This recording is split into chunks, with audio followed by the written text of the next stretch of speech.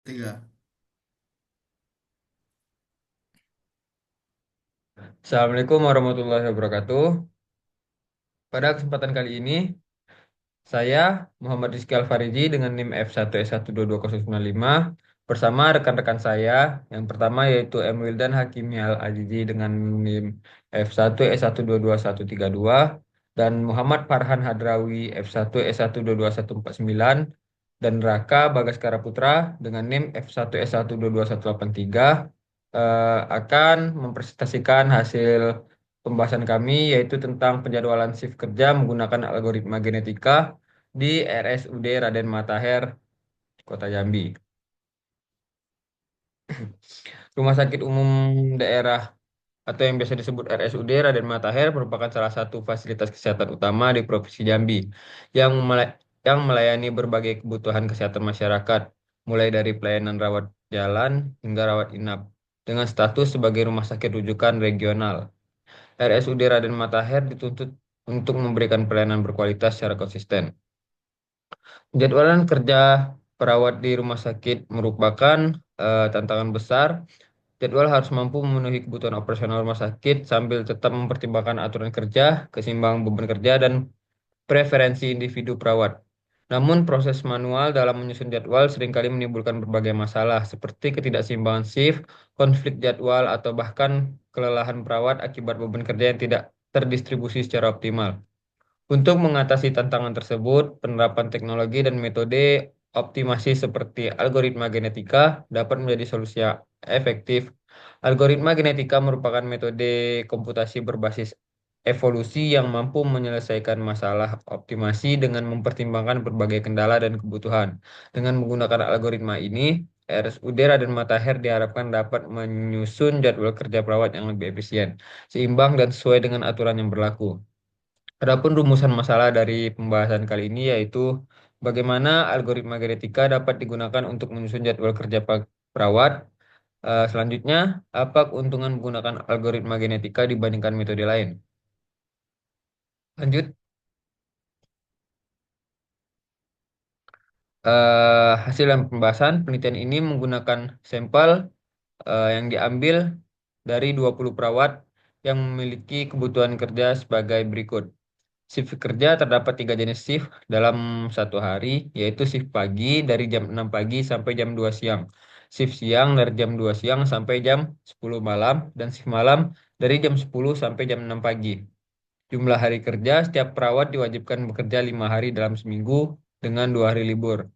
Jam maksimal kerja, total jam kerja maksimal per minggu adalah 40 jam per perawat. Aturan penjadwalan, keseimbangan shift, semua shift harus memiliki jumlah perawat yang merata minimal 4 perawat per shift. Rotasi shift, perawat tidak boleh diberikan shift malam berturut-turut lebih dari 2 hari. Hari libur, hari libur diatur agar setiap perawat mendapatkan waktu istirahat yang memadai. Selanjutnya, baiklah, selanjutnya akan dilanjutkan oleh teman saya Farhan Hadrawi. Kepada teman saya persilakan. Baiklah, ini merupakan tampilan data dari perawat tersebut. Ada nama perawat, kemudian shift yang disukai, dan preferensi hari libur.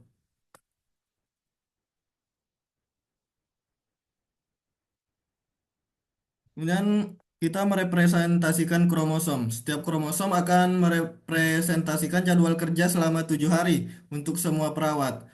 Gen. Satu gen merepresentasikan shift yang diberikan kepada satu perawat pada satu hari. Kemudian kromosom berisi urutan shift untuk semua perawat selama 1 minggu.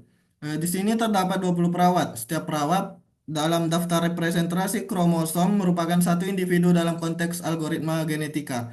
Karena ada 20 perawat, maka jumlah individu adalah 20. Dalam konteks ini, kita menggunakan angka untuk menggambarkan jenis shift setiap hari selama seminggu, 7 hari, di mana setiap elemen menggambarkan shift seorang perawat untuk satu hari dalam seminggu, yaitu untuk 0, yaitu shift pagi, satu shift siang, dua shift malam, dan tiga libur atau tidak ada shift pada hari itu.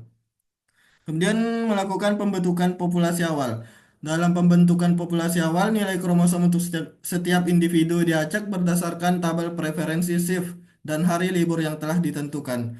Untuk pembentukan populasi awal dapat dilihat pada tabel di bawah. Untuk kode individu P1, kromosom atau jadwal mingguannya ialah 000033. Ini berarti dia shift pagi untuk hari Senin sampai dengan hari Jumat. Kemudian untuk hari Sabtu Minggunya dia libur atau tidak ada shift.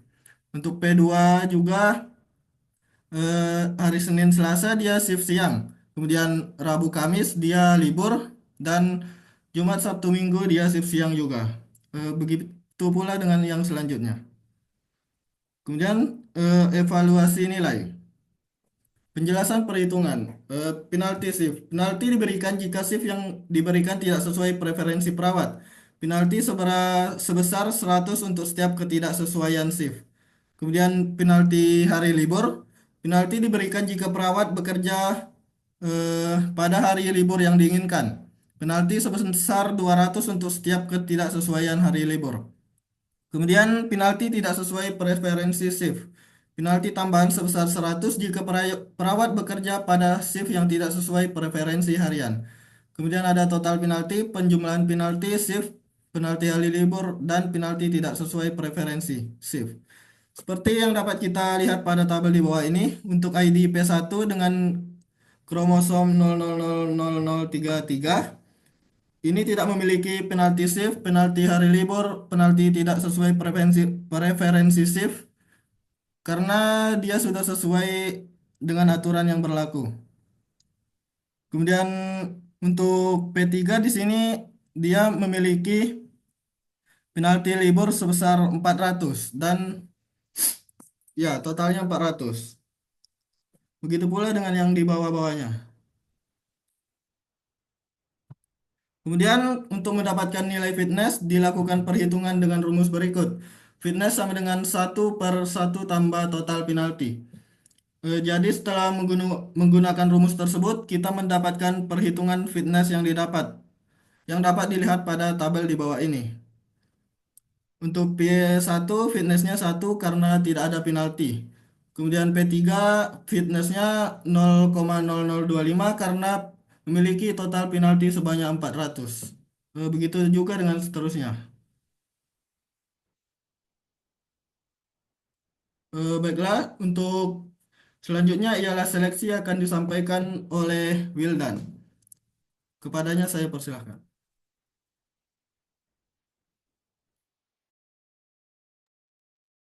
Baiklah, selanjutnya adalah kita melakukan proses seleksi.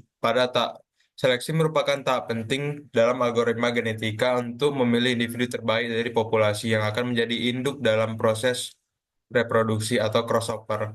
Salah satu metode seleksi yang umum digunakan adalah turnamen selection.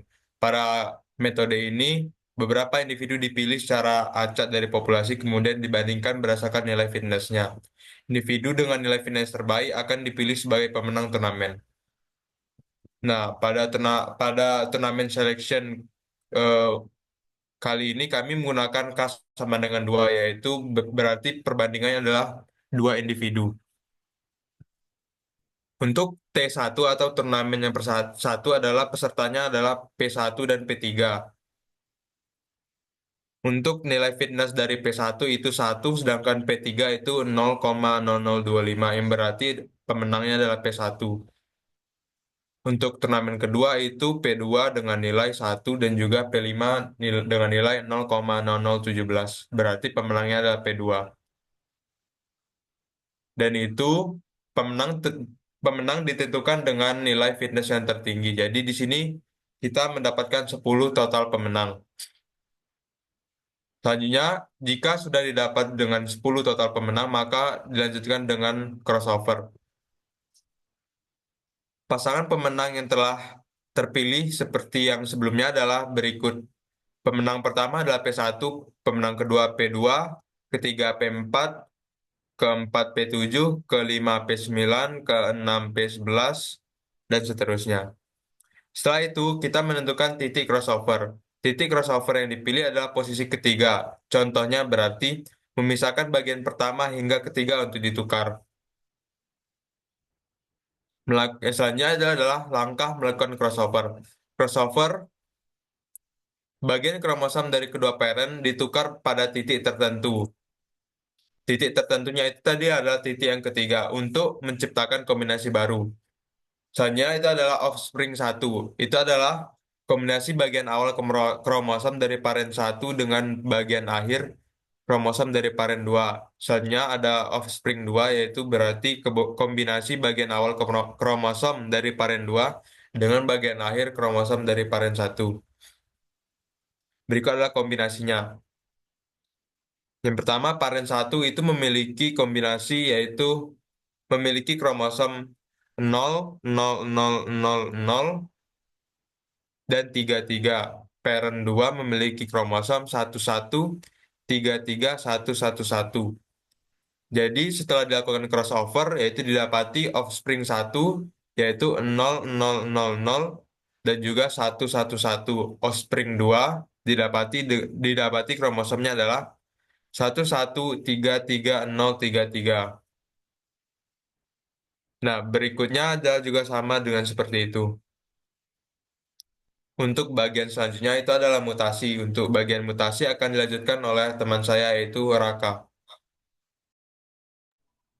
Baiklah, di sini mutasi. Mutasi di sini tujuannya untuk memperkenalkan variasi baru ke dalam populasi agar algoritma genetika tidak terjebak dalam solusi lokal. Berikut langkah-langkahnya. Yang pertama kita lakukan penentukan probabilitas pada mutasi. Probabilitas mutasi biasanya bernilai kecil, misalnya 0,01 hingga 0,1. Untuk menghindari perubahan drastis ini dalam populasi, nilai ini dapat disesuaikan dengan tergantung pada kompleksitas masalah. Lalu kedua adalah langkah pemilihan individu untuk mutasi. Yang pertama adalah seleksi acak. Setiap individu dalam populasi memiliki peluang yang sama untuk dipilih. Lalu pada seleksi berbasis fitness, individu dengan fitness rendah memiliki peluang lebih tinggi untuk dimutasi. Lalu langkah ketiga, pemilihan gen untuk dimutasi. Pilih gen, yang pertama pilih gen dalam kromosom secara acak, lalu pastikan perubahan tetap memenuhi aturan yang telah ditentukan, seperti tidak melebihi jam kerja maksimal atau shift malam berturut-turut. Lalu langkah 4, melakukan mutasi. Di sini kita memutasikan dengan mengubah nilai gen terpilih ke nilai yang valid lainnya. Lalu jika gen mempresentasikan shift, maka ubah ke shift yang berbeda atau hari libur. Baiklah, di sini terdapat pada tabel hasil mutasi. Pada tabel mutasi terdapat beberapa perubahan genetik pada setiap offspring. Pada tabel mutasi terdapat pada offspring pertama 0,0,0,0,0111 mutasi terjadi pada gen posisi kelima, mengubah nilai gen dari 1 menjadi 3 sehingga hasil akhirnya adalah 0,000,311. Selanjutnya pada offspring kedua 113303 mutasi terjadi di posisi kedua, mengubah nilai gen dari 1 menjadi 0. Dan selanjutnya seperti itu. Lalu next bawah. Implementasi mutasi dalam algoritma genetika untuk penjauhan perawat telah berhasil meningkatkan variasi dalam populasi, yang menjadi faktor penting untuk menghindari solusi lokal. Dengan menggunakan pendekatan probabilitas mutasi yang terkontrol, perubahannya terjadi tetap memenuhi aturan-aturan penting seperti keseimbangan shift, rotasi shift malam, dan jam kerja maksimal. Hasil ini menunjukkan bahwa perbaikan pada individu tertentu mampu menghasilkan distribusi shift yang lebih merata dan sesuai preferensi. Pendekatan ini membuktikan bahwa algoritma genetika dapat menjadi solusi efektif dalam menyelesaikan permasalahan penjauhan kompleks, terutama dalam konteks operasional rumah sakit yang menuntut efisiensi tinggi dan kepuasan tenaga kerja. Lalu setelah kita menganu mutasi, kita menghitung juga evaluasi nilai fitnessnya. Di sini terdapat pada ID perawat 1, kromosom sebelum mutasi adalah 0000111, lalu setelah dimutasi adalah 0000311. Dengan jumlah total penalti yang dimana disebutkan tadi dengan rumusnya mendapatkan 100 total penalti. Lalu dan menghitung fitnessnya juga seperti tadi. Bawah. Next. Mutasi dan penalti. Mutasi menyebabkan perubahan pada kromosom individu dalam populasi. Penalti dihitung berdasarkan tingkat pelanggaran terhadap batasan atau ketidaksesuaian jadwal. Semakin besar penalti, semakin buruk fitnessnya.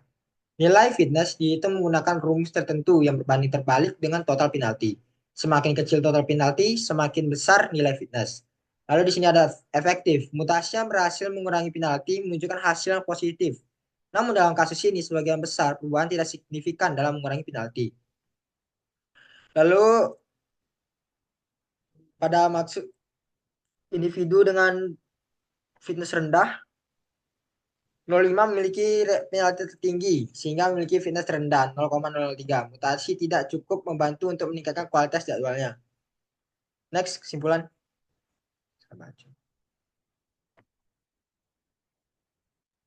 Karena data yang kesimpulan yang kami ambil dari penelitian ini, karena data yang digunakan sudah optimal, kemungkinan besar akan menemukan solusi optimal yang sama atau mendekati solusi yang sudah ada.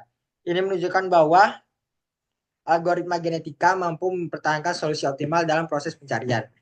Algoritma genetika telah berhasil mempertahankan solusi optimal yang telah diketahui dari dataset awal. Namun penggunaan dataset yang sudah optimal sejak awal membatasi pengujian terhadap kemampuan eksplorasi dan adaptasi algoritma genetika. Yang lebih relevan dalam kondisi masalah dengan solusi awal yang suboptimal, hasil ini menunjukkan bahwa algoritma genetika dapat digunakan sebagai metode validasi solusi optimal, tetapi untuk mengevaluasi kinerja tersebut secara menyeluruh, diperlukan pengujian pada dataset dengan solusi yang belum optimal. Saya kembalikan kepada moderator. Baiklah, terima kasih kepada teman-teman. Untuk presentasi saya tutup. Saya akhiri dengan wassalamualaikum warahmatullahi wabarakatuh.